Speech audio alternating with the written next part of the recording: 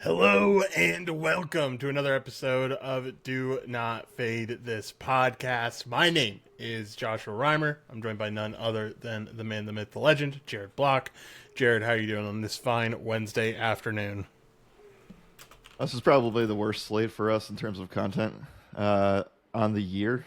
And we got 14 games. We got teams tanking left and right. The injury report is as big as it's been this entire year. So I think that the biggest takeaway, before we even get started on anything related to the state of the NBA that we're currently in, is that there's just a lot of fluff on the slate.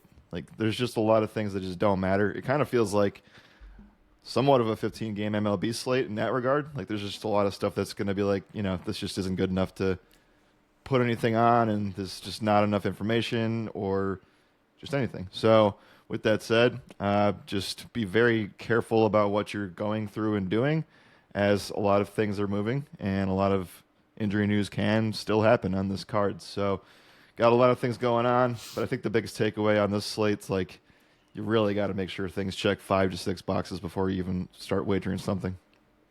Yeah, and it's important to remember that, like you said, a lot of injury stuff can always come up. You only have 6 teams playing tomorrow, 3 games tomorrow, excuse me.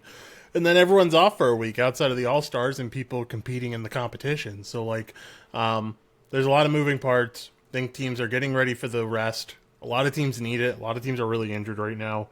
And, excited to talk about you. Like you said, this is like one of the most daunting slates of the year. I think it's today. It's always the Wednesday before the All-Star break that's really bad.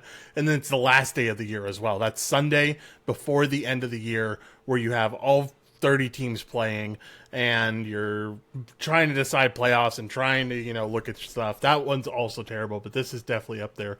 One of the worst slates to provide content for, but hopefully we find some juicy spots, Jared.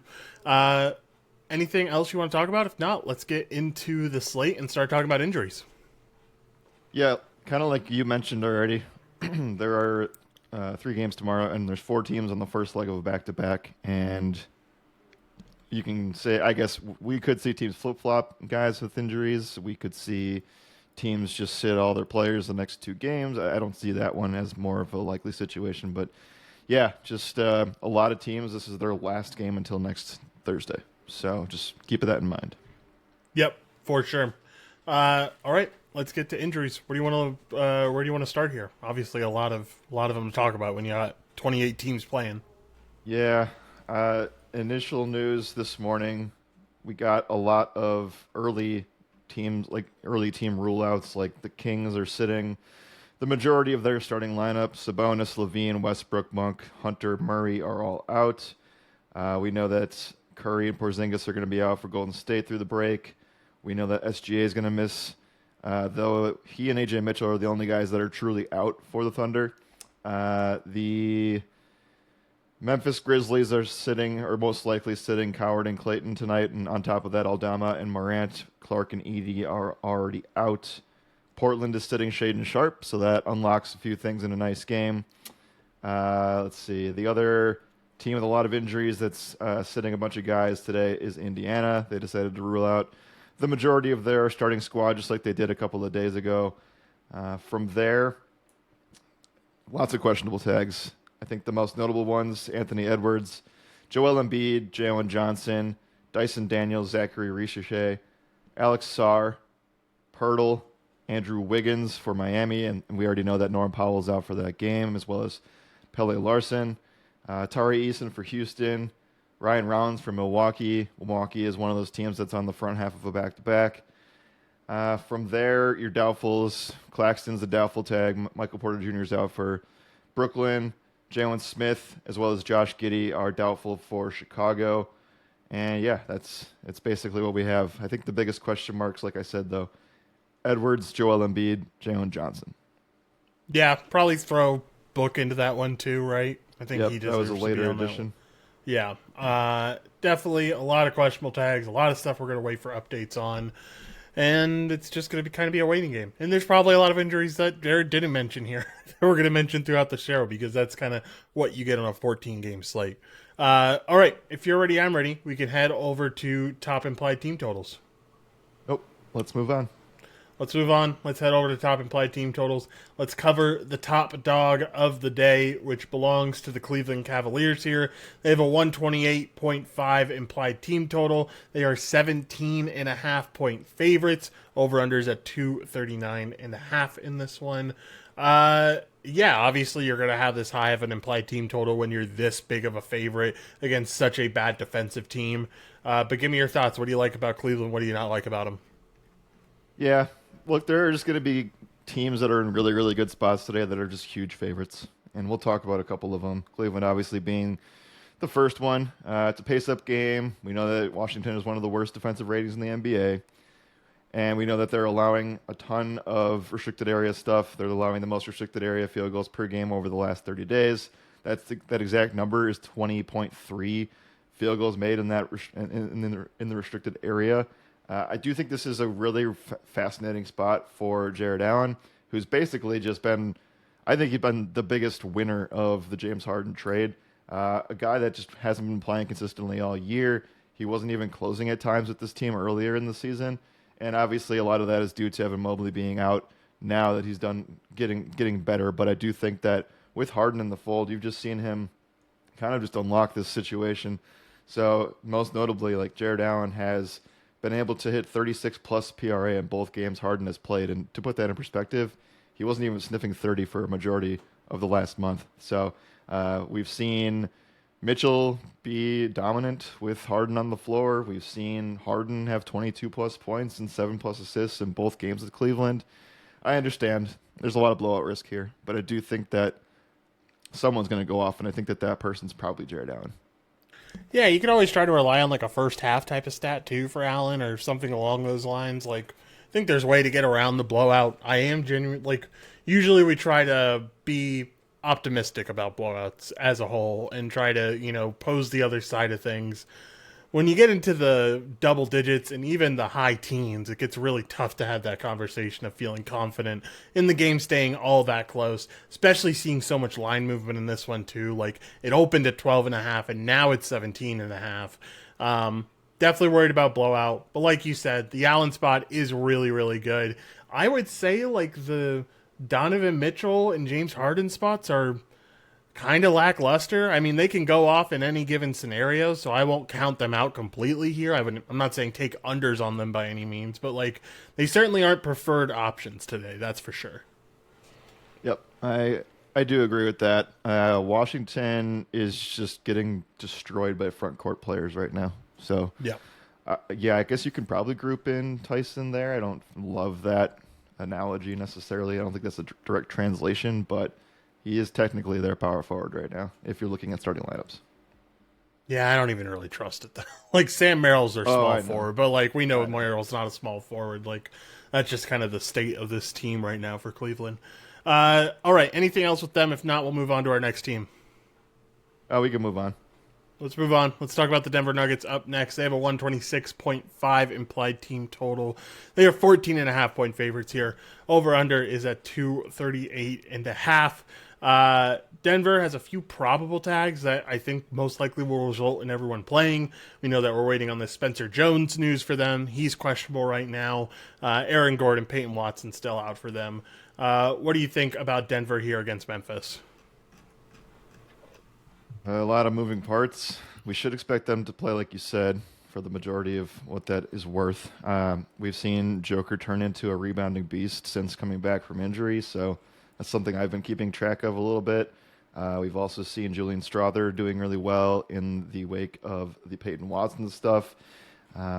Start there. Like, I don't know. I think that when you look at what Memphis is weak against, like they kind of allow a lot of everything. So we could talk a lot about every single guy doing pretty dang well. Like I think they're getting smashed by scoring wings as well as shooting guards. Like the rebounding spot, like I said, for Joker could not get much better from a DVP angle. We'll cover that in roundtable. And on top of that, like I think everybody can do a little bit of everything here. Yeah, I would certainly agree with that. Really like the Jokic spot. I just don't think they have a guy on the other end that can really compete with him. If you're throwing Kyle Anderson out there as your small ball center, you're going to have some serious problems when it comes to guarding Jokic at the end of the day. So, really like the Jokic spot.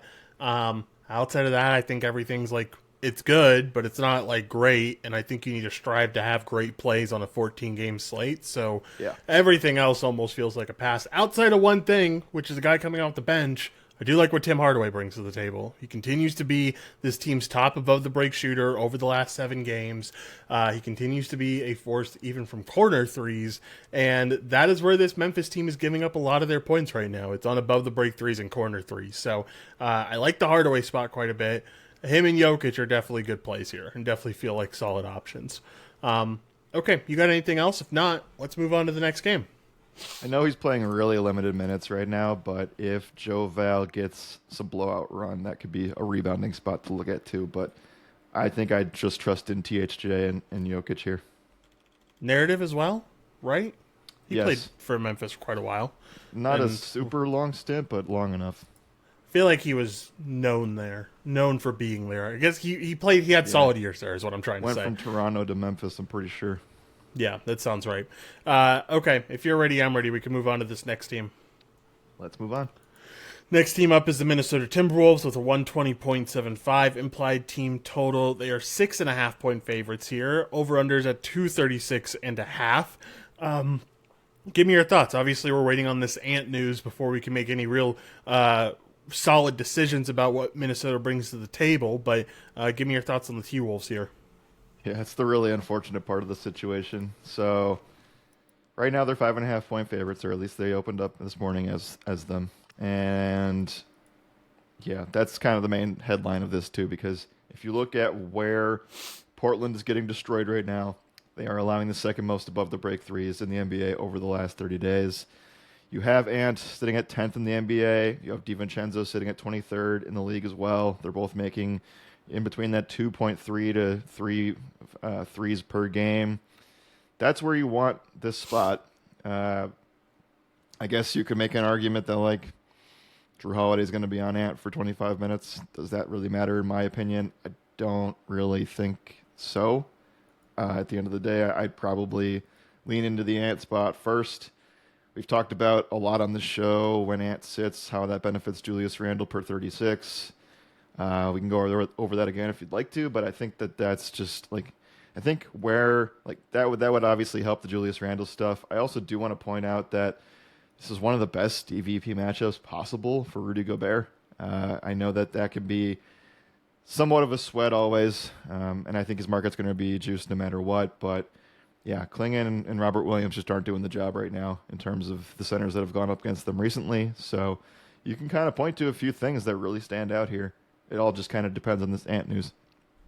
Yeah, definitely waiting on Ant news to get a full picture of what Minnesota will look like tonight. I don't know. I'm back and forth on whether the Drew Holiday stuff really matters. Like, I know he did have 41 against this team. That was also the first game of the season. I don't think Drew was playing at that point. I could be He wasn't. completely off. Yeah, he was. No, he was playing at that point. Played 33 early minutes on? in that game. So Okay. obviously it doesn't matter all that much. At least in that matchup, it didn't matter all that much. So yeah, I think the Ant spot is solid. I do like the upside there. Obviously, the above the breakthrough stuff is going to look really good. Is Dante still on his hot run on above the break threes, or is that time passed already? No, I think it still is a little bit relevant. Should have probably done better against New Orleans. That was your green light matchup for this spot. Atlanta, Clippers not going to be a 3-point spot anymore this season, probably, or at least hasn't been the last month. You could argue that it's fallen off to a certain degree, and maybe Ants is starting to heat back up. It does feel like those two things kind of go back and forth and affect each other. So I don't know. But obviously, if Ant is out, then you take the green light with DiVincenzo threes. So there still are plays here, but you kind of just have to wait. And how late do you want to wait on that situation is up to you. That game is a 7 p.m. Eastern game, so like for DFS purposes, you kind of have to make that decision early. But if you want to play an SGP or something, you can kind of wait for Minnesota news to shake out. Yeah, we'll also say bench guys definitely play a role here. Like Naz Reid Sure. is an above the break three shooter. You already talked about the DVP matchup for centers. It applies to him too. DeSunmu's also been a good above the Yeah. break three shooter for this team in his first 2 games with them. So, yeah, DeSunmu, Nas, Edwards, maybe a DiVincenzo sprinkle. There's definitely a lot to like about this Timberwolves team when it's all said and done. All right. Anything else here? If not, I'll leave it up to you. You want to cover another team? You want to keep it moving? What do you want to do? Yeah, I should just. Well, I want to look at two things quick for this spot. Number one, I want to look at how historics for centers against Portland recently, and then number two, I want to bounce this off you and ask you: is the Bones Highland run over of those 2 games? Because Oh, dude, I it think seems it like is. DeSomo is completely taking Yeah. over that role now. Yeah, he does. It does seem like that. Not even seeing Bones lines right now, which is even more worrisome. Yeah, I think the Bones run is done. I think he's going to get less than 20 minutes for the rest of the season, which is a sad state of affairs. Unless Edwards doesn't play, maybe he gets a little bit more run then. Yeah, that's kind of my thought process. Rudy Gobert, historic stuff, centers. It's kind of all up in the air. We did not get Joel Embiid in this spot, unfortunately. Last time Portland played, Drummond really kind of just fell short. Let me get the right filter up here. Yeah, Drummond didn't get there. Bona didn't get there. I cross off Kyle Anderson. He's not a center. Mark Williams destroyed in this matchup. Jared Allen had 57 points plus rebounds in this matchup a couple of games ago. And I think that was the first James Harden game. Regardless, the true centers have actually done really well. Points plus rebounds in this spot. Towns did well. You look here at just too. points; they've done a lot Sarr. better. Okay. Yeah, you're right. They all have gotten all of those guys that we talked about recently have gotten there. Jared Allen had that 40-point game against them. Yeah, That's what swings this DVP number a little bit, I think. Like obviously they're struggling because like they gave up 29 to Sarr, they gave up 24 to Mark, but like that 40 number from Allen feels like it probably swinged their DVP quite a bit. At least their last 7 game number. I'd feel like a lot more comfortable if Rudy was, or if Ant was out, for you to go Rudy. Yeah, for sure. All right. Anything else? Like I said, do you want to talk about one more team? Do you want to move right along? What do you want to do? Let's cover one more. Let's cover one more team, and let's make it the Boston Celtics as they face off against the Chicago Bulls here. They have a 120.25 implied team total. Celtics are 13.5-point favorites. Over-under is at 226.5. Give me your thoughts on the Celtics today. Yeah, the Celtics are an interesting one because we have this Vooch narrative right off the bat. And I do think that while he's kind of underproduced, given the recent matchups that they've had, this one does grade out pretty well for him because you take out what he brought to the table, which, he was just a kind of a mediocre defensive center at best. And then you have the news that Jalen Smith is doubtful. It leaves you with a front court of Bucelis and Gershon Yabusele, which I think Vooch can kind of just destroy them from that angle. But I think that the main conversation for Boston just completely revolves around what Jaylen Brown could do in this situation. Lots of restricted area scoring. We know that the Bulls are just allowing a ton of points in that zone specifically, and I think there's no one more equipped on the side than Jaylen Brown in that regard. It's also a huge pace-up spot for Boston, too. And I do think that I find it quite difficult to really buy into the three-point scoring for Boston in this spot. I do think that they can find some success, but it's not necessarily a green light spot. I just think that they have a ton of problems with their front court depth since the Vooch trade went down, and now you got Jalen Smith out, or on the way out. So that's kind of where I'd start. Yeah, I'm kind of back and forth on the Jaylen Brown spot. Like, I definitely see the upside to it. I worry about the Isaac Okoro defense, which seems to be a really solid defender for this team. I wonder if he ends up being on Brown or if he ends up being on White at the end of the day. I guess only time will tell there. There's a lot of stuff that checks boxes for Brown, though. Like, obviously, he's a good restricted area scorer. Bulls are allowing the most restricted area, or the worst restricted area defense. Technically, he's slotted in at the shooting guard right now. And if you consider that, then this is a good DVP spot for him. There's a lot to like about the spot. I just worried that Isaac Okoro is clearly taking away ball handlers, and I wouldn't be shocked if Okoro ends up on Brown if he ends up playing. Hopefully Okoro doesn't play, and this is just like a nutty spot for Brown at the end of the day. Yep, Okoro, like you said, is questionable. Boston is a 14-point home favorite, so again, like every What's team swing position, the line? Did we get news today about this? Because it opened with them at like 8.5. So yeah, I'm the only thing that here actually there's a few things that most likely happened. Number one, we got news. So Sam Hauser and Cato were questionable. They're both available, and Okoro's questionable. We got news that Giddey, Smith, and Jones were doubtful. So that's probably okay, what the bigger swing came from. yeah, probably.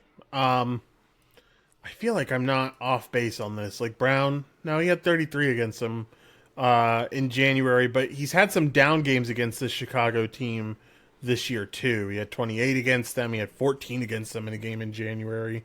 So I don't know. I definitely understand the Jaylen Brown hype. I really like the spot. I can just see little holes that you can poke in it that might make it a slightly better than some of the better plays on the slate overall. All right, you got anything else? If not, we'll head over to hottest shooters.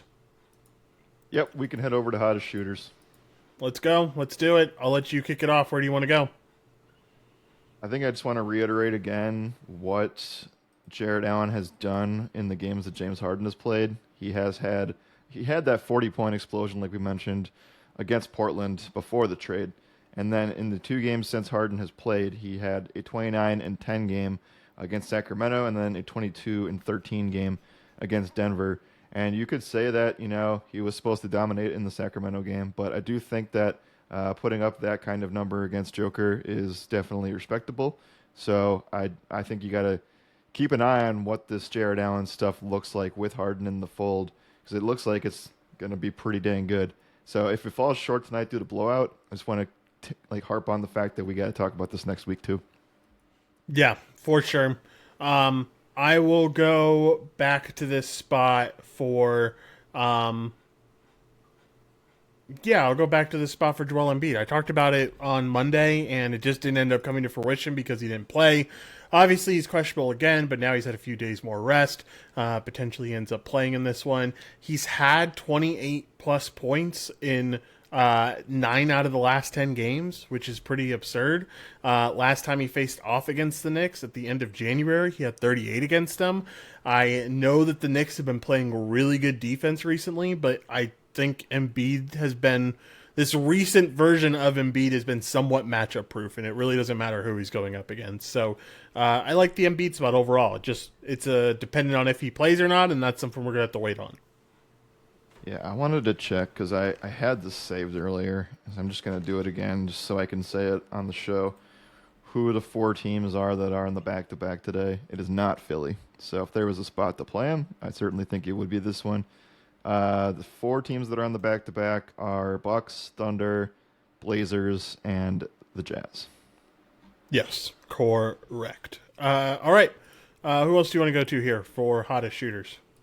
Talked about it 2 days ago. These 2 teams play again, and I think the spot is just as good. Though I'll bounce your thoughts because it's one where you could argue that things might not work out, but on the other side, maybe this is more of a baseball situation where you just go back to it.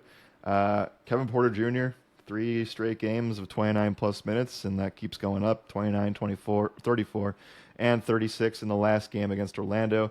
He has scored 18, 23, and then 28 points in all 3 of those games. And I feel like now we're finally starting to see the true ceiling of where this sits at.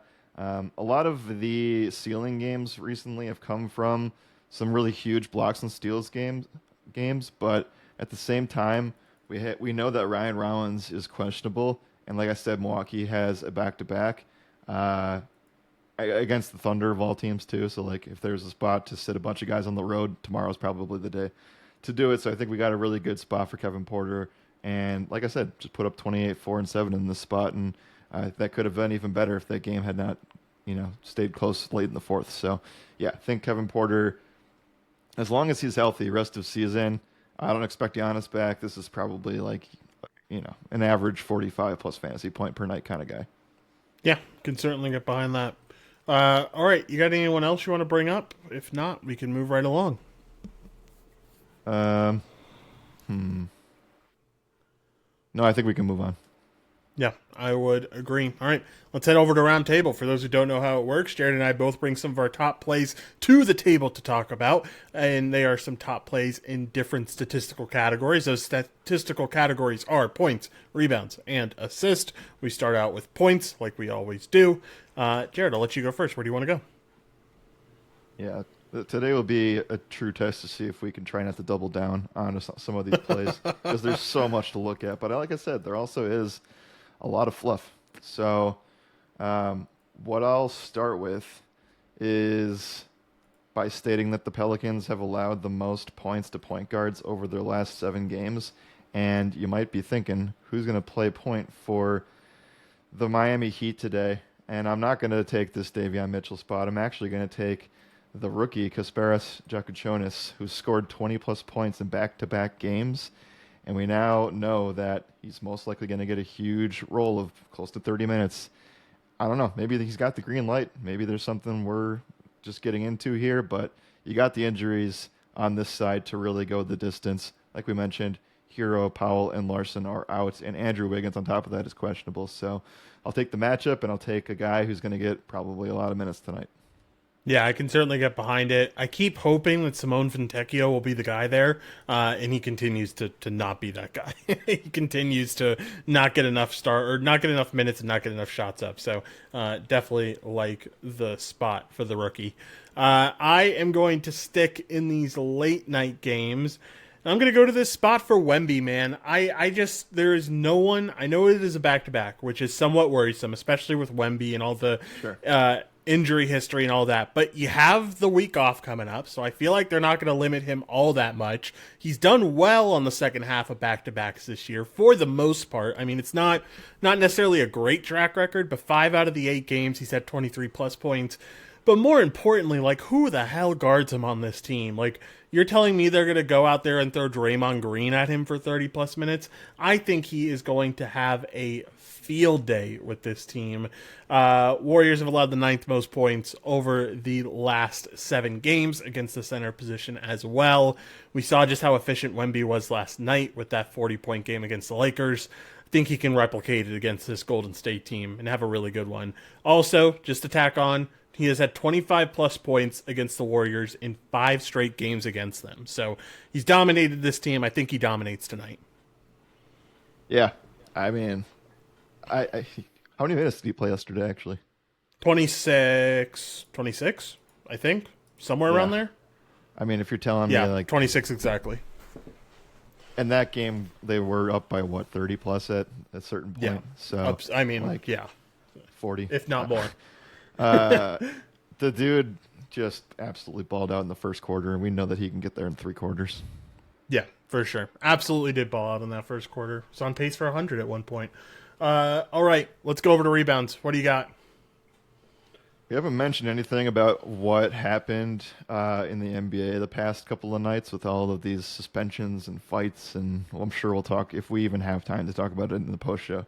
But we have a scenario brewing that I don't really know what else to do with it, because I think Paul Reed is the only guy Detroit has that has any kind of size left that is playing.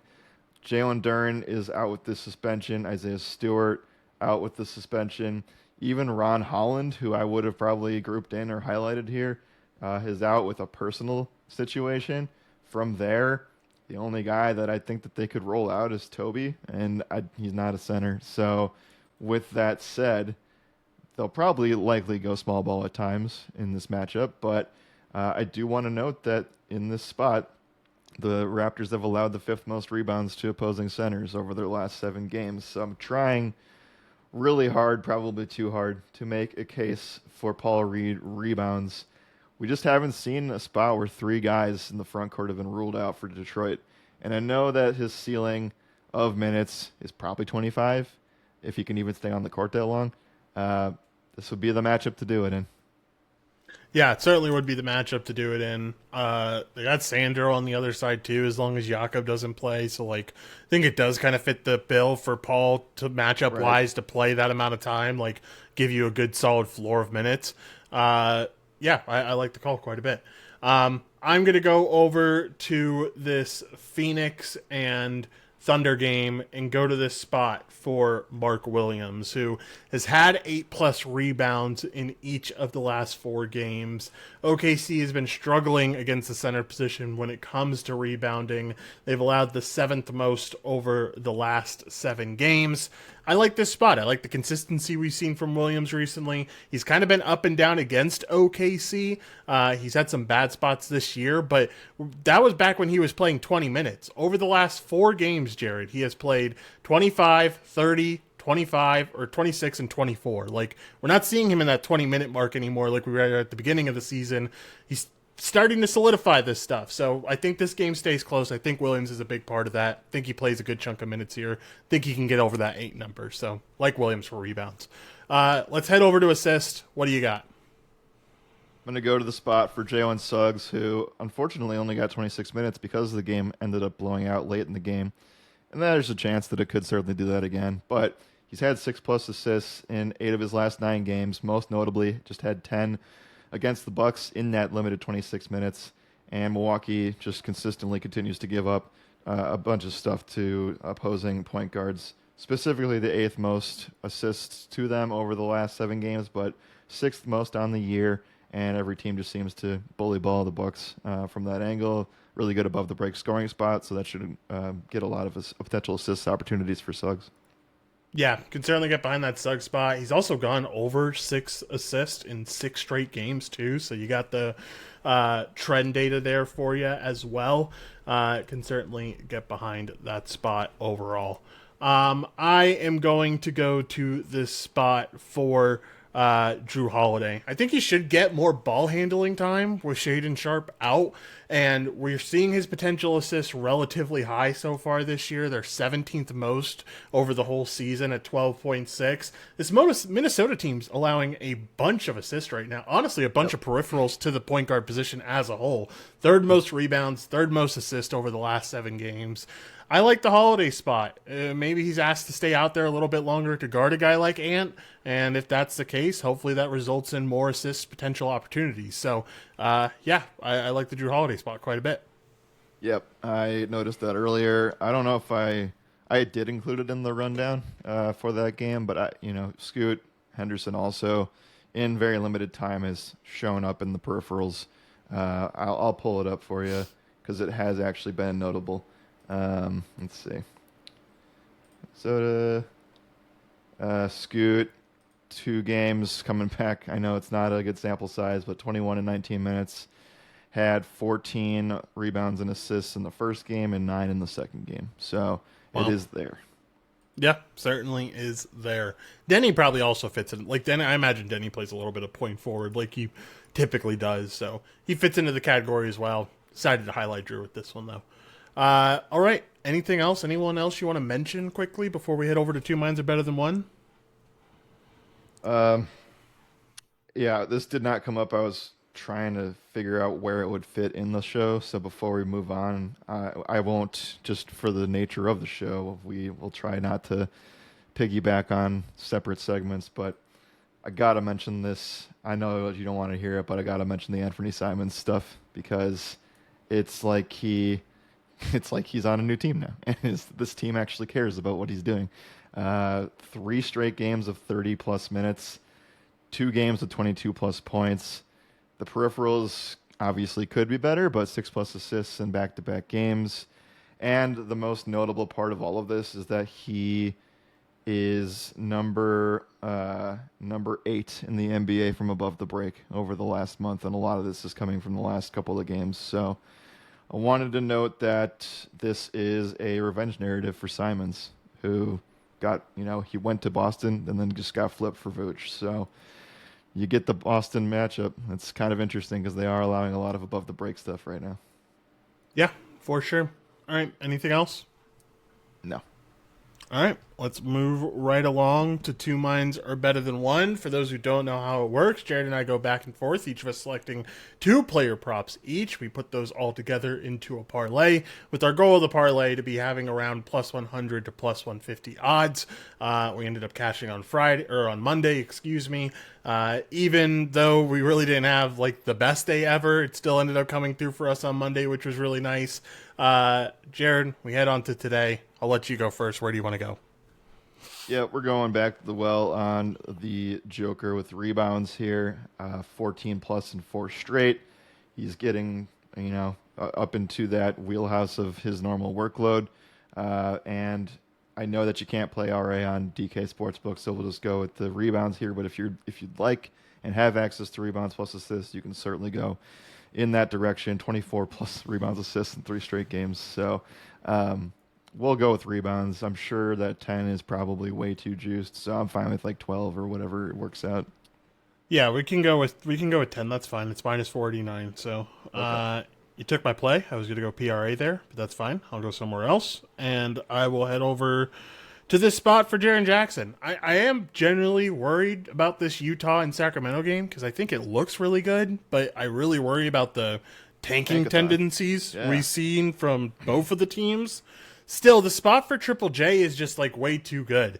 The spots that the Kings struggle in the most, all 3 of those spots are spots that Jaren Jackson excels in and is like one of the best players on the team, obviously, but in the NBA as well. So feel like I got to go to this Triple J spot, even with them tanking and them sitting him at weird spots. I mean, he's played 25 minutes in each of the last 2 games, Jared. He still had 22 points in both of those games, which is pretty crazy. He had Bam in one game that he was facing off against, and then he was facing off against a good Orlando defense in another one.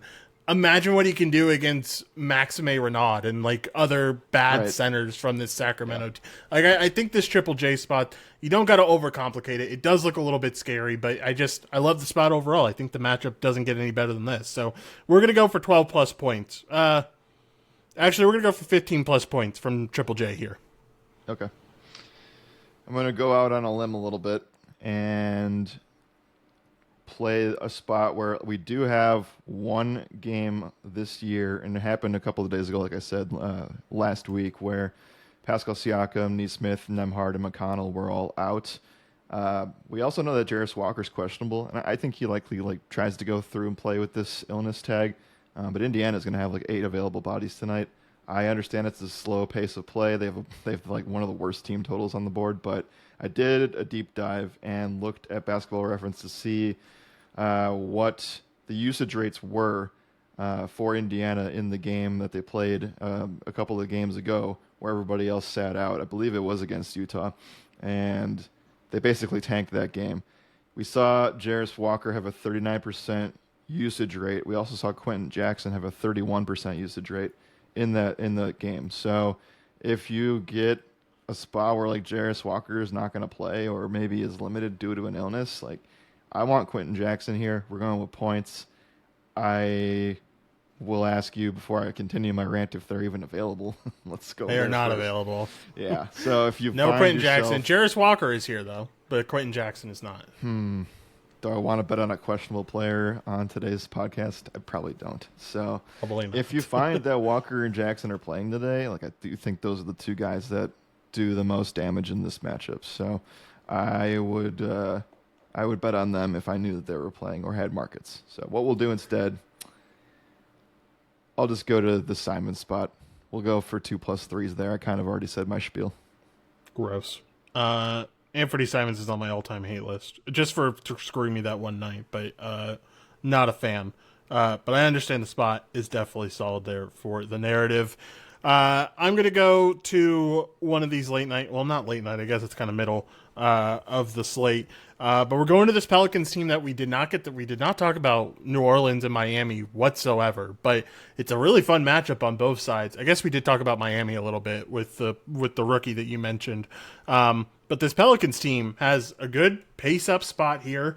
And they have, it comes down to this key spot again where if you can figure out who's playing point guard for the Pelicans, it feels like you could be in a really solid spot because they're giving up the 8th most points to the point guard position over the last 7 games.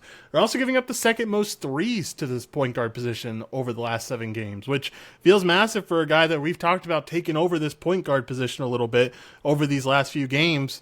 It's Trey Murphy. I think he does come into a great spot to shoot the 3 ball. We'll go for 2+ threes to make this really easy.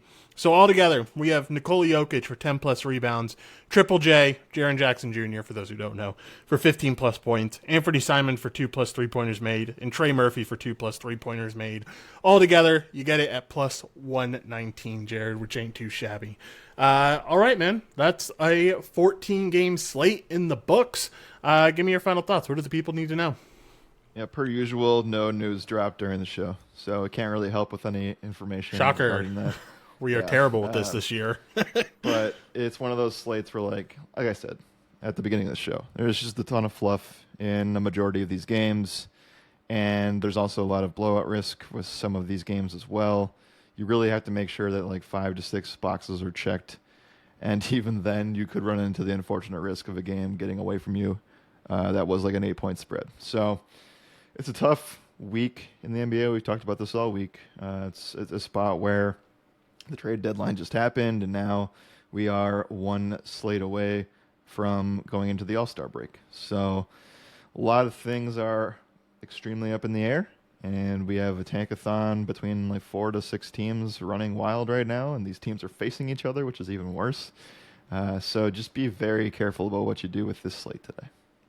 Yeah, definitely. Be definitely careful. There's a lot of solid spots, so like don't feel afraid to play it by any means. It's not like one of those like 3 gamers where Like we don't have last night. plays that like last night. There aren't plays that we just don't like. There definitely are plays that can come through today. It's just about finding those plays and feeling good about them. So, yeah, I feel good at where the research process is today. Feel good about getting the dub overall. Anything else? If not, we can shoot the shit if you want. There's not too much to talk about, but if you have anything you want to bring to the table, news-wise, we can definitely talk. I don't know. There's been a lot of MLB injuries. That's been interesting to hear about. Yeah, and a lot of them from star players are dealing with wrist stuff too. Mm-hmm. So Corbin Carroll's going to miss the World Baseball Classic.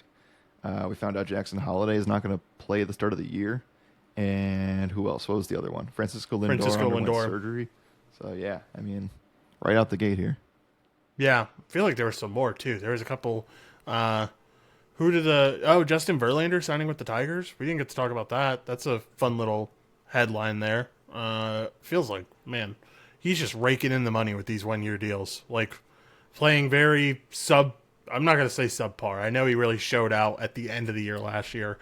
Certainly not playing JV level of ball though, and still getting those paychecks for plus 10 million. I don't know if you saw, but the Rockies started signing guys for their starting rotation, and oh boy, these core slates are going to be fun. Like Tomoyuki, Sagano, and why am I forgetting the other ones that they signed? They signed like 3 starters in total. One was Sagano, and I don't know, it was like a Jose Quintana-esque signing. It might have been Jose Quintana. It was Jose Quintana. There you go. Perfect. Yeah, so my memory doesn't always fail me. And they might have signed one more guy, too, outside of that. But yeah, really, really interesting deals for them. I mean, I understand you got to fill the rotation with something, but man, that's gonna be something for sure. Those core slates are gonna be fun. Yeah, it seems like they're just continue to get worse somehow. And then on top of that, like you know, guys are gonna get hurt, and then from there's no relief in the AAA organization for Colorado right now. So, yeah, it's bad. It's all time bad stuff.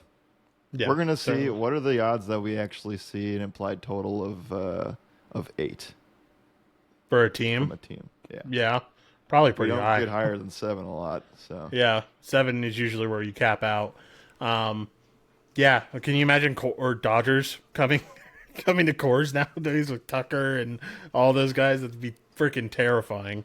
Um, then they all end up getting benched by the 5th inning or something stupid. Can't wait for baseball. All right, anything else here, Jared? If not, let's get out of here. let's get out of here. We have 11 of 14 games up on the NBA rundown page right now. The majority of them will be up here in the next half hour. So if you're listening, it's probably already back up. So we will not be podcasting for tomorrow's 3-game slate. And we'll see you guys next week in terms of the podcast. Anything we should relay in terms of All-Star Week and what to expect the next week. Yeah, the good news is that I have some downtime, and I was kind of already planning on it being like my catch-up session for sports that I don't pay a lot of attention to during NBA regular season. So college basketball, I'll be providing some type of content in the chat for members that are here. I'll probably do something on X as well, just not as in depth as I will for members.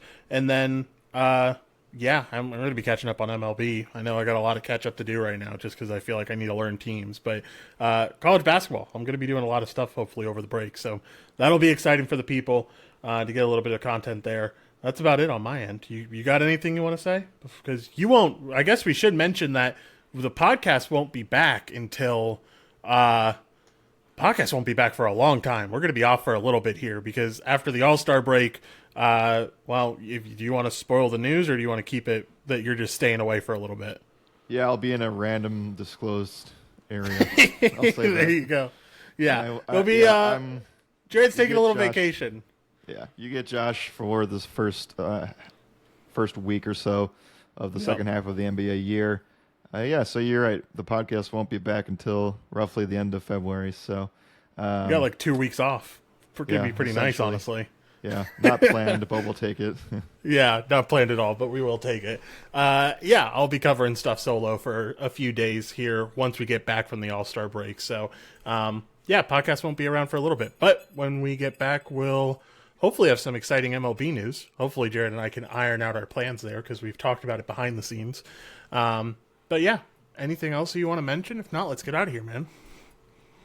Did you see Matt Ishbia call out Bill Simmons? No.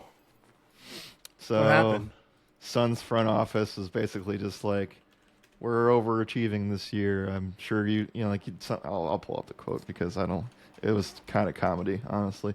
Because, the big thing recently is that a bunch of these Ringer and Barstool Sports went to Netflix, and it's gotten a lot of highlights from that.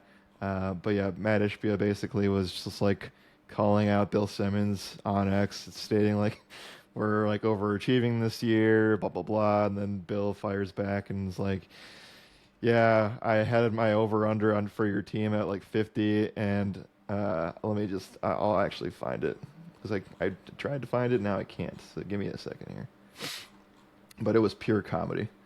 Why can't I find this? This is a bad look for the end of the podcast. I have the Simmons comeback here.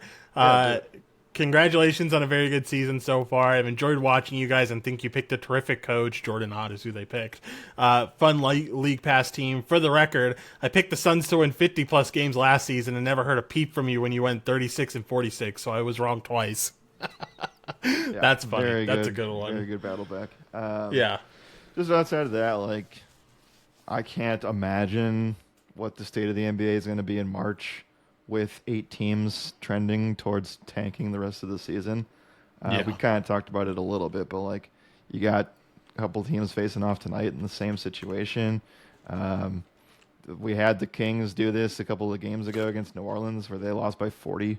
Like, I don't really understand. Like, I get it, and they just have a problem that they can't fix right now. But we could even see my team, the Bucks, go and do the same thing. Apparently, Indiana is now eligible to retain some of their picks, like just because of how bad the situation is getting for them. So, What do you mean? I think I saw that earlier, right? Indiana has they have the ability to retain their pick now, something like that.